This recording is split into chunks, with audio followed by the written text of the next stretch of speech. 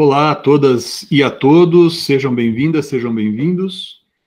Hoje, 25 de abril, eu estou aqui gravando um vídeo para explicar o julgamento, um julgamento bastante expressivo proferido na semana passada pelo Superior Tribunal de Justiça. Na verdade, a conclusão do julgamento se deu na semana passada pelo Superior Tribunal de Justiça, e tem sido anunciado aí pela mídia, de uma maneira geral, como a mitigação do rigor formal, né, quanto à admissibilidade do recurso especial. Eu acho que pode realmente ter havido alguma mitigação nesse rigor formal. No entanto, eu não sou tão entusiasmado assim quanto a concluir-se nesse sentido, e eu tomo a liberdade de gravar aqui esse vídeo explicando os meus porquês. Eu faço isso para enviar aqui esse vídeo para os meus alunos, minhas alunas, mas também a colegas que, como eu, também atuam aí diariamente com recursos dirigidos aos tribunais superiores, tá certo? Esse julgado tem a ver com a aplicação analógica da súmula 284 do Supremo Tribunal Federal ao recurso especial, né, que trata da deficiência de fundamentação do recurso extraordinário, que levaria à sua inadmissibilidade, e a inteligência do artigo 1029 do Código de Processo Civil de 2005. Então, eu vou começar justamente pela redação do artigo 1029, colocando aqui na tela para vocês. Vejam, o artigo 1029 trata tem a ver com o cabimento, mas também com a regularidade formal do recurso extraordinário e do recurso especial. Percebam que o artigo 1029 estabelece que a petição do recurso extraordinário e a petição do recurso extraordinário deve conter, além da exposição de fato do direito, que é algo comum aos recursos em geral, e assim também, né, exposição de fato do direito está aqui no inciso 1º do caput, inciso 3º, as razões do pedido de reforma e de invalidação da decisão recorrida, está ali no inciso 3º. No inciso 2º, está escrito ali a demonstração do cabimento do recurso interposto. Isso aqui é algo interessante, que não é previsto na lei processual em relação aos demais recursos. Então, é uma exigência formal específica relacionada ao recurso extraordinário e ao recurso especial, a demonstração do cabimento do recurso interposto. Isso não é algo desmedido, não é algo que não faça sentido. Por quê? Porque o recurso extraordinário e o recurso especial são recursos de fundamentação vinculada, cabíveis somente naqueles casos descritos na Constituição Federal, a saber, artigo 102, inciso 3º, artigo 105, inciso 3º. Então, eu tenho que demonstrar que o recurso cabe por uma daquelas razões ali indicadas. O problema, pessoal, é que, e aqui eu já vou colocar para vocês já alguns julgados nesse sentido, o problema é que há na jurisprudência do Superior Tribunal de Justiça, ou pelo menos havia, a gente vai ter que verificar como é que o tribunal vai se comportar doravante, havia na jurisprudência do Superior Tribunal de Justiça, vou colocar aqui alguns exemplos, tá? 2 exemplos de 2 turmas distintas, uma turma da seção de direito público e uma decisão de uma turma da seção de direito privado, a título exemplificativo apenas. Então, colocando aqui para vocês verem, por exemplo, decisão proferida pela 2ª turma no agravo interno, no agravo em recurso especial 1.915.818, percebam que é uma decisão relativamente recente, fevereiro de 2022, em que se colocou o seguinte, olha, impõe-se não apenas a correta indicação dos dispositivos legais federais supostamente contrariados pelo Tribunal ACO, mas também a delimitação da violação da matéria esculpida nos regramentos indicados para que assim seja viabilizado necessário confronto interpretativo e, consequentemente, cumprimento da incumbência constitucional revelada com a uniformização do direito infraconstitucional sobre exame.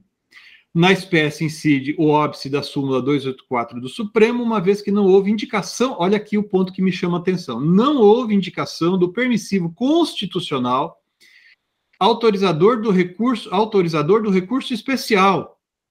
Ou seja, é necessário indicar, e aqui esse mesmo de julgado vai em sua ementa deixar isso mais claro, é necessário indicar qual das hipóteses referidas no artigo 105, inciso 3º da Constituição Federal, das alíneas, né? Quais são as alíneas desse permissivo constitucional que servem de base à sua interposição. Lembrem-se que o artigo 105 da Constituição, inciso 3º, quando trata do cabimento do recurso especial, né?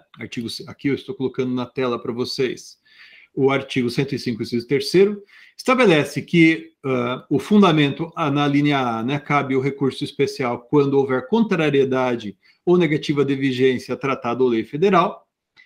A linha B trata de considerar-se válido ato de governo local contestado em lei federal, não é o mais comumente empregado em nosso dia a dia. E a linha C, quando der a lei federal interpretação divergente da que lhe haja atribuído outro tribunal. Então, como está aqui nesse julgado, que torno a colocar aqui na tela para vocês, a parte recorrente deve evidenciar de forma explícita e específica que o seu recurso está fundamentado no artigo 105, inciso 3º da Constituição, e quais são as alíneas desse permissivo constitucional que servem de base para a sua interposição. Há vários julgados do STJ nesse sentido, coloco aqui na tela para vocês também outra decisão, agora de uma turma da seção de direito privado, né? Esse no agravo interno, no agravo em recurso especial 1015487, decisão de 2017, também a título exemplificativo, porque há várias decisões nesse sentido, estabelecendo a ausência de indicação do permissivo constitucional autorizador da interposição do recurso especial interposição recursal inviabiliza o conhecimento do recurso especial, atraindo a aplicação da súmula 284 do Supremo Tribunal Federal por aplicação analógica. Então, percebam vocês que a jurisprudência que prevalecia, pelo menos, né, aparentemente, na orientação que se manifestava de maneira bastante forte na jurisprudência do Superior Tribunal de Justiça, era no sentido de que, nas razões de recurso especial, você deveria indicar se o seu recurso especial é cabível com base no artigo 105, inciso 3º, a linha A, ou seja, violação à lei federal, ou, por exemplo, se era cabível com base no artigo 105, inciso 3º, a linha C, divergência jurisprudencial, e assim também na linha B, que é, como mencionei, menos comum de acontecer. Veja, isso a mim me parece um rigorismo formal, uma exigência formal desmedida. Por quê? Porque pode acontecer que a parte interponha recurso especial alegando que foi violado, sei lá, o artigo 410 do Código Civil. É evidente que, nesse caso, o cabimento do recurso encontra amparo no artigo 105, inciso 3º, a linha A da Constituição. Ou pode acontecer, por exemplo, também, que nas razões de recurso especial, você interpõe o recurso especial afirmando que a decisão proferida pelo Tribunal de Justiça de São Paulo, ou Tribunal de Justiça do Paraná, e assim por diante, diverge da orientação manifestada por outro tribunal, né? Pelo Tribunal de Justiça do Rio de Janeiro, Tribunal de Justiça do Amazonas, e assim sucessivamente. Então, é evidente que quando você está ali apresentando, está argumentando que a decisão proferida pelo tribunal destoa daquela manifestada por outro tribunal sobre a mesma questão de direito, você está se valendo do recurso, né, com base no artigo 105, inciso 3º, a linha C da Constituição Federal. Mas havia julgados bastante significativos, uma orientação bastante forte na jurisprudência do STJ, no sentido de que, havia na jurisprudência do STJ uma orientação bastante forte no sentido de que o recurso especial, nesses casos, tem que indicar necessariamente o dispositivo constitucional em que ele se baseia, artigo 105, inciso 3º, a linha A, artigo 105, inciso 3º, a linha C, e assim sucessivamente, né? É o que está ali, né? É o que é manifestado nessas decisões que mencionei aqui. Bom, chegou um caso ali no Superior Tribunal de Justiça, e a decisão proferida pelo ministro, no caso, o relator, ministro Antônio Carlos Ferreira, foi em sentido diverso. Vou compartilhar aqui também na tela com vocês o julgado, porque esse é o julgado que deu ensejo aos embargos de divergência, cujo julgamento, daí então, né, foi concluído na semana passada. Deixa eu colocar aqui para vocês o trecho da ementa dessa decisão, que é muito interessante para que nós possamos compreender aqui o tamanho do problema. Olha só o que decidiu o STJ, nesse caso aqui, a quarta turma do STJ, né? Relator ministro Antônio Carlos Ferreira, como mencionei. Ele disse, olha, o recurso especial foi suficientemente fundamentado com clara argumentação a respeito do dispositivo de lei federal apontado como violado. Os argumentos formulados permitiram a plena compreensão da controvérsia e esclareça-se que a fundamentação sucinta não se confunde com a ausência de fundamentação. Olha só, eu destaquei aqui no trecho da íntegra do acórdão com dois trechos que merecem aqui a nossa atenção. Olha só como é que o recurso especial foi fundamentado, disse o recorrente. Cabe o presente recurso na medida em que restam violados os artigos A1, o artigo 1018, parágrafo 2º do CPC de 2015, A2, a contrariedade à jurisprudência desta Corte Superior. Olha, não parece a vocês que aqui está evidente que o recurso especial se funda ali, ou encontra cabimento, pelo menos, com base no artigo 105, inciso 3º, alíneas A e C? Pois é, mas a presidência do STJ não admitiu o recurso especial, dizendo, incide o óbice da súmula 284, uma vez que não houve a indicação do permissivo constitucional autorizador do recurso especial. Mas, no acórdão aqui proferido pela quarta turma do STJ, prevaleceu a orientação diversa, aqui mais um outro trecho, não é, que corresponde ao que está ali na ementa, né? Reitero que o recurso especial foi suficientemente fundamentado, tendo argumentado ao recorrente, agravada, que o acórdão teria violado o artigo 1018 do CPC e divergido da jurisprudência do STJ. E daí disse, não, com efeito, os argumentos formulados permitiram a plena compreensão da controvérsia e da alegação de violação da lei federal. Lembre-se, aliás, que fundamentação sucinta não se confunde com ausência de motivação. Em síntese, disse aqui o ministro, né, em seu voto, que foi seguido pelos demais ministros da quarta turma do STJ, que não se fazia imprescindível a indicação dos dispositivos da Constituição ou das alíneas do artigo 105, inciso 3º da Constituição, em que se funda o recurso especial, porque, pelas razões, estava evidente, não é? Quando é que, qual era a base ou qual era esse fundamento. Como disse, uma orientação interessante. Pois é, a parte vencida interpôs embargos de divergência contra esse acórdão do Superior Tribunal de Justiça com base em julgados, não sei se foram aqueles que eu mencionei, talvez tenham sido, provavelmente, evidentemente, devem ter sido outros, que eram no sentido de que é imprescindível a indicação das alíneas do artigo 105, inciso 3º. Pois bem, o caso chegou, então, à Corte Especial do STJ, né? Corte Especial do STJ, para julgar os embargos de divergência. O julgamento, eu vou colocar depois, eu vou tentar subir esse vídeo aqui para o meu canal no YouTube, e vou colocar, então, na descrição do vídeo, se você estiver aqui acompanhando esse vídeo, você pode abaixar ali na descrição do vídeo, você vai encontrar os links com os vídeos dos julgamentos proferidos pelo STJ. O julgamento começou em setembro do ano passado, com o voto da ministra relatora, ministra Laurita Vaz, né? E ela, em seu voto, né, ela sugeriu a seguinte ideia, a seguinte tese, porque depois, como eu vou mencionar a vocês, o STJ, prosseguindo o julgamento, está chamando isso de uma tese, embora não se trate de julgamento de recurso repetitivo pelo STJ, né, uma tese que eles vão dizer ali, a tese firmada pela Corte Especial, mas não tem o mesmo caráter de tese manifestada no julgamento de recurso especial repetitivo. Vejam o que disse a ministra Laurita. Eu vou tomar a liberdade de ler, mas depois, o que eu consegui transcrever aqui, tá certo? Mas depois vocês podem acompanhar ali pelo vídeo a íntegra da manifestação da ministra. Quando o acórdão, a íntegra do acórdão, né, estiver disponível, também vou publicar em meus canais aí nas redes sociais para vocês. O que é que diz ali, o que é que disse então a ministra no começo do julgamento?